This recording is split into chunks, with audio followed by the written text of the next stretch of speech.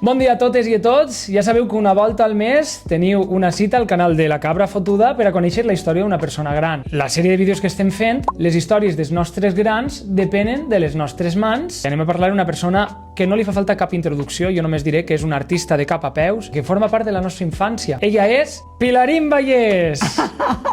Hola, em dic Pilarín Vallès de Luna i aviat faré 85 anys. Soc il·lustradora i probablement he dibuixat la teva infantesa. He publicat més de 1.000 llibres al llarg de la meva trajectòria professional. Com vas començar? Perquè tu tens ja 60 anys de trajectòria en aquella societat en la que la il·lustració no se sabia ben bé què era això. Com vas arribar a la conclusió que podies viure de fer il·lustracions? Els teus inicis com van ser? De molt petita dibuixava tot el dia. Jo era una mica mico, perquè vivia dalt dels arbres. El meu germà era aficionat a Tarzan i tot el dia jugàvem a Tarzan i la mona i tot plegat.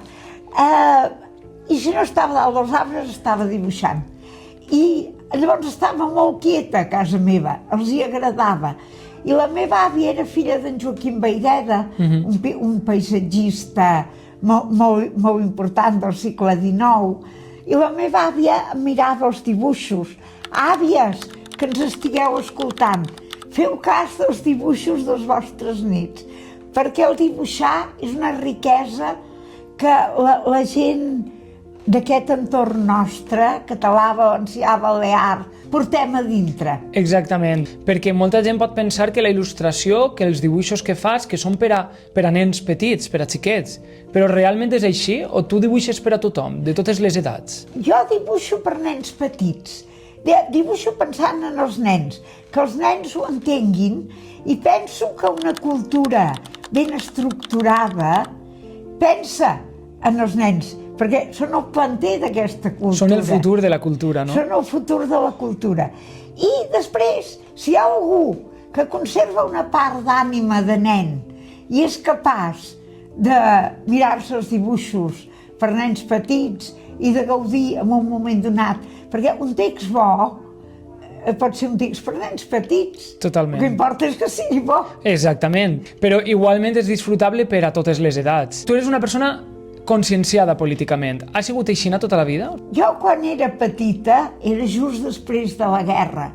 I jo pensava, quina sort, vivim en un país que no hi ha volcans, no hi ha terratrèmols. Tenim la religió verdadera i els governants millors del món, perquè ho deia la ràdio. Jo pensava, es pot tenir més xurro a la vida. Ja veus. És impossible tenir xurro. Vaig anar entenent que alguna d'aquestes coses no era del tot. No eren ben bé així.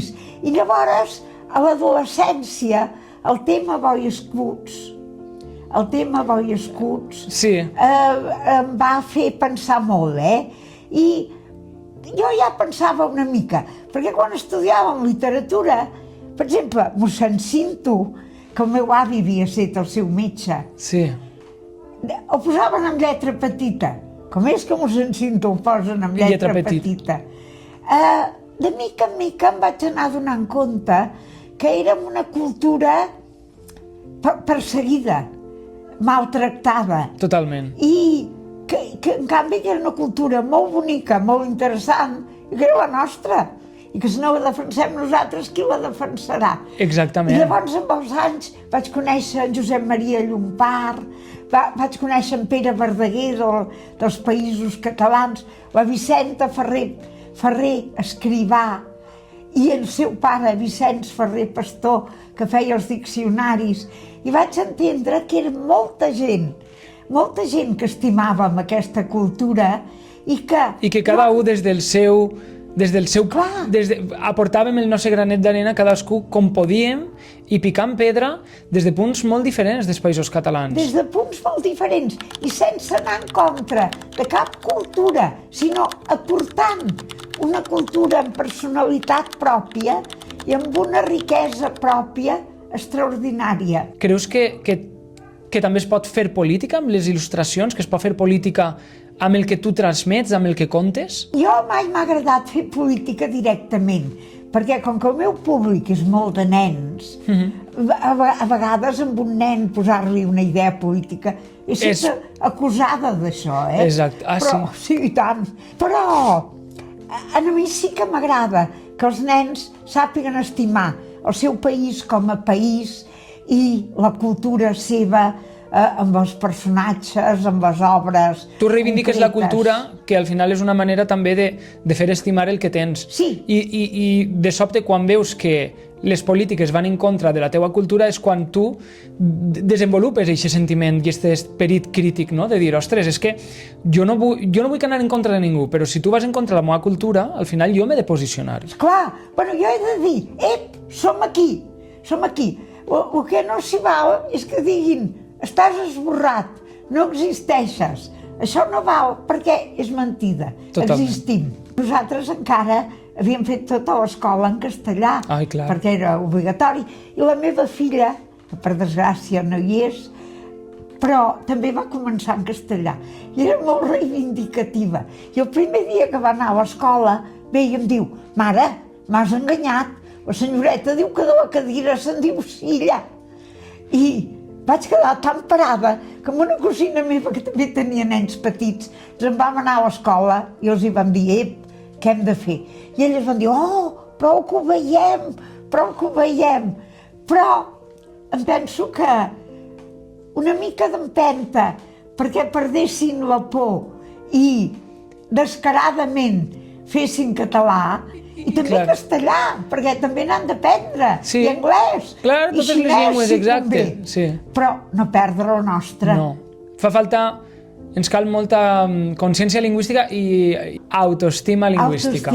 Autoestima lingüística, que és com... Val la pena, Val la pena. Si hem tingut Ausiàs March, Ramon Llull, Pla, Rodoreda, tants i tants. Quina literatura més rica. Canviant un poc de tema, jo volia dir-te que al País Valencià eres també una figura referent, perquè sobretot en els llibres d'en Pau i la Laia. O sigui, això és com a qualsevol casa de xiquet valencià tens llibres a la prestatgeria de Pau i Laia. Això va ser per a tu un punt d'inflexió? Trobes que aquests llibres et van donar un... O hi ha algun altre punt d'alguna il·lustració, algun llibre, alguna cosa que digueres que va ser un abans i un després a la teua carrera? No, Pau i la Laia van ser per mi un referent important. Eren unes mestres que volien fer uns dibuixos per ensenyar a la classe. I jo els hi vaig dir, això mereix ser llibre. I ha estat un llibre que ha tingut molta difusió. Fa 2 anys o 3 vàrem fer una trobada de nens, famílies que tenien nens que es deien Pau i Laia. I va ser maquíssim, perquè hi havia que també tenien Marcel, que era el tercer germà. I a mi m'agradava molt, perquè a vegades els nens són una mica superherois. Jo dic, la pobra mare del Tintín es devia passar canutes, perquè el nen deia, no vaig a escola, me'n vaig a perseguir els narcotraficants. Aquells nens no, feien coses de nens. Eren uns nens que feien coses pròpies de la seva edat. Clar. I per això jo penso que els nens s'hi van identificar molt. Exactament, és que eren per a nosaltres és... O sigui, llegir i veure llibres teus és costumisme, ens transmet pau, és un safe place, ens porta a la tranquil·litat, perquè veure aquestes il·lustracions és casa. Que bé, m'agrada que ho pensis així. I jo me'ls estimo, aquests personatges. Però és precisament pel que dius, perquè el que mostraves eren xiquets normals i corrents, fent coses normals i corrents. És el conte dels antisuperherois, que els superherois són molt divertits. També, sí. Però també que els nens trobin similars a ells. Eren figures de confort, és així, no? Sí. Em diries algun encàrrec estrany que hagis tingut al llarg de la vida? Jo que sé, que t'hagin dit, dibuixa un Kama Sutra, o una Bíblia. Una Bíblia l'he feta. Ah, sí? Una Bíblia l'he complert i em va fer molta il·lusió. Però, per exemple, m'han encarregat recordatoris de morts. 3 o 4 en la meva vida, Però m'ha fet una cosa que, per un cantó, em costava, però per l'altre cantó sempre ho feia per persones que estimava molt. Ja veus. Em feien no sé com pensar, els acompanyes Ja veus. per marxar, Ja. per marxar relativament. Que bonic, Quina sort que confien en tu per a fer una cosa tan íntima, no? Tan... Sí. I a les teues il·lustracions, tu tens easter eggs, que diuen en anglès? Cosetes amagades que tu poses, que no has de dir, però per saber si... Sí, m'agrada, sí. M'agrada una mica fer aquesta complicitat amb el Comira, perquè el dibuix és comunicació, Per exemple, posar aquell gat amagat, saps? Que surt de trascantó, que a la vida surt aquest gat. Totalment. A la vida surt És que són coses reals. I algun petit tic que la gent pugui dir, això ho he descobert jo, perquè m'ho he mirat ben mirat. Com t'ha donat temps a fer tantes coses, tants dibuixos, publicar tants llibres? O sigui, quina és la teua rutina? T'alces, dibuixes? Vines, dibuixes? Sí. És que he aconseguit una cosa que la perseguia feia molt temps, però quan tenia 4 nens petits... Impossible, clar. No me la podia permetre gaire, però feia tanta il·lusió dedicar totes les hores possibles a dibuixar. Que bé, que bonic. I ara ho he aconseguit. Tota una passió. Ara quan em vaig trencar el braç, vaig haver de prendre amb l'esquerra una mica... Perquè no podies aguantar-te, no? No podia aguantar. No sé fer res més. Em vaig quedar convençuda que el dia que no podia dibuixar em moriré. Però em moriré com d'inanició, perquè per mi és vida. La majoria de gent són plenament conscients i estem molt orgullosos de ser valencians i dels nostres referents, que són els mateixos referents que a Catalunya, perquè tenim eixos vincles. Clar, i alguns dels vostres grans aportacions culturals han sigut aportacions a la cultura comuna, però venint de vosaltres. Totalment, sí. Ausiàs Marc, Joan Fuster, clar. Tanta gent, Raimon, Estellers, Pidi Montllor. que sí és molt conegut també. Sí. Jo no el vaig arribar a conèixer personalment i em va saber molt greu, perquè l'admirava moltíssim. Clar, és que són referents que a dia d'avui, clar, les noves generacions no estan tenint aquestes persones com a referents. Però jo també sóc dels que pensa que hem de seguir creant-ne de nous. Hem de seguir creant nous referents propis, catalans, valencians, per a seguir teixint aquesta cultura. Perquè si ens quedem només en el passat pot ser... No. És clar que sí, que convé trobar-ne de nous. I de fet, és la teva feina, Ai! I la teva, perquè tu ets la més actual de totes, realment. Estàs amb això. Estem en això. Estàs amb això. Estem en això. I això és la cadena, Sí, és una cadena. És un relleu, Perquè per la gent que vingui nova, que vulguin fer aquest coneixement de la nostra cultura, vosaltres sereu els referents, també. Moltes gràcies, Per ells. Pilarín. I tant. Que bé. Sens dubte. Escolta'm, això ho diré, que és una cosa que l'he dit tota la vida. La cultura que no és divertida no és cultura ni res.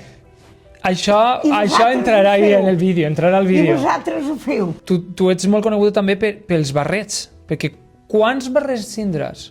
Mira, aquesta pregunta me'l van fer el dia que es va morir la reina Isabel d'Inglaterra. Anava pel carrer i un tio que ni em va dir ni hola ni res, només em va dir, quants barrets tens? Vaig dir, no sé, potser 50. Quina misèria, la reina Isabel en té 5.000. Vaig dir, perdona, però la reina Isabel li paguen els contribuents. Exactament. I té un Buckingham Palace. I té un Buckingham Palace. No, però a mi, dic la veritat, quasi cap ho he comprat. Me'ls han regalat quasi tots. Bueno, però perquè te'ls has merescut. No sé. I tens algun de favorit? No, m'agrada molt variar. A més, que tenim així una col·lecció que vaig a traure'ls. Mira, a veure... Tu tria, quin fa per tu? A veure, quin fa per mi? El taronja, el rosa... Ai, este és molt bonic també, també t'ho diré que... A veure, home, què diuen ara? Que fort! Boníssim! Vinga, eixe per tu, vinga, va. Aquest rosa i mos farem així la foto. Fem-nos la foto. Doncs molt bé, així queda l'entrevista amb Pilarín Vallès, espero que us hagi agradat moltíssim. Jo només vos demano que vos subscrigueu al compte, que li doneu like, m'agrada, comenteu, que ho compartiu, perquè al final és la millor manera d'arribar i donar a conèixer veus de persones tan importants com Pilarín. Moltíssimes gràcies i fins el mes que ve. Adeu! Adéu!